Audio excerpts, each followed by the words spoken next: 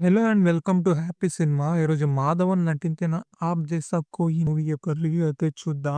ఈ సినిమా కథ చూసుకుంటే అన్‌యూజువల్ పెయిర్ మధ్య లవ్ అయితే స్టార్ట్ అయితుంది. హీరో వచ్చేసి సంకుస్ ప్రొఫెసర్ అయితే ఉంటాడు. ఆయనకి 42 సంవత్సరాల వయసు అయితే ఉంటుంది. హీరోయిన్ వచ్చేసి ఫ్రెంచ్ ఇన్‌స్ట్రక్టర్ ఉంటుంది. ఆమెకు వయసు వచ్చి 32 సంవత్సరాలు అవుతుంది. వీళ్ళిద్దరి మధ్యలో ప్రేమ, పెళ్లి, తర్వాత జీవితం ఏముంటుంది అనేది ఈ సినిమా యొక్క కథ. ఈ సినిమా వచ్చేసి feel good romantic comedy drama movie. ఈ సినిమాలో మాధవన్ అండ్ ఫాతిమా యొక్క కెమిస్ట్రీ అయితే అదిరిపోతుంది. ఒక రియల్ పేర్ ఎలా ఉంటారో అలానే కనబడతారు. స్పెషల్లీ మాధవన్ క్యారెక్టర్ అయితే ఇంప్రెసివ్ గా ఉంటుంది. దాంతో పాటు ఈ సినిమాలో మ్యూజిక్ అయితే చాలా ఎక్సలెంట్ గా ఉంటది. ప్రతి ఒక్క సీన్ అయితే మ్యూజిక్ ద్వారా ఎలివేట్ చేస్తది. ఆ ఎమోషనల్ డెప్త్ అయితే మ్యూజిక్ ద్వారా భలే కనెక్ట్ చేస్తారు మనకైతే. ఈ సినిమాలో ప్రతి సాంగ్ చూడడానికి చాలా బ్యూటిఫుల్‌గా ఉంటదండి. పిక్చరైజేషన్ గాని, దాని సాంగ్ లిరిక్స్ గాని, వినడానికి కూడా మనకి చాలా స్వీట్‌గా ఉంటది సాంగ్ అయితే. నాకైతే ఈ సినిమా ఫస్ట్ హాఫ్ అయితే తెగ నచ్చేసింది.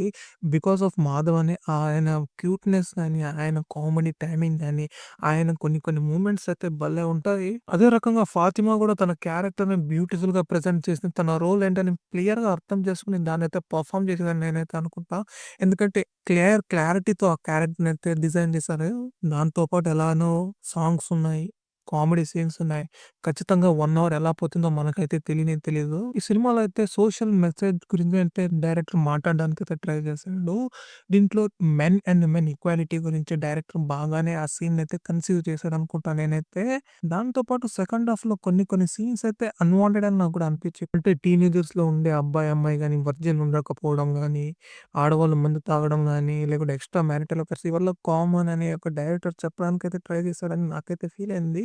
సో, అది కాస్త అవాయిడ్ చేసుంటే బాగుంటుందని నేనైతే అనుకుంటున్నాను. నాకైతే ఈ సినిమా బాగానే నచ్చేసింది. ఎందుకంటే సెకండ్ హాఫ్‌లో కొన్ని సీన్స్ తప్ప ఇంకా ఏమి నెగెటివ్ అయితే నాకేం అనిపియలేదు. ఓవరాల్‌గా చూసుకుంటే ఎక్సలెంట్ ఫస్ట్ హాఫ్. కాస్త కంపేరింగ్ విత్ ఫస్ట్ హాఫ్ కాస్త డల్ అయినట్లు సెకండ్ హాఫ్ ఉంది. కానీ మిమ్మల్ని సాంగ్స్, కామెడీ, మాధవన్ అయితే మిమ్మల్ని డిసప్పాయింట్ చేయరని అయితే చెప్తా.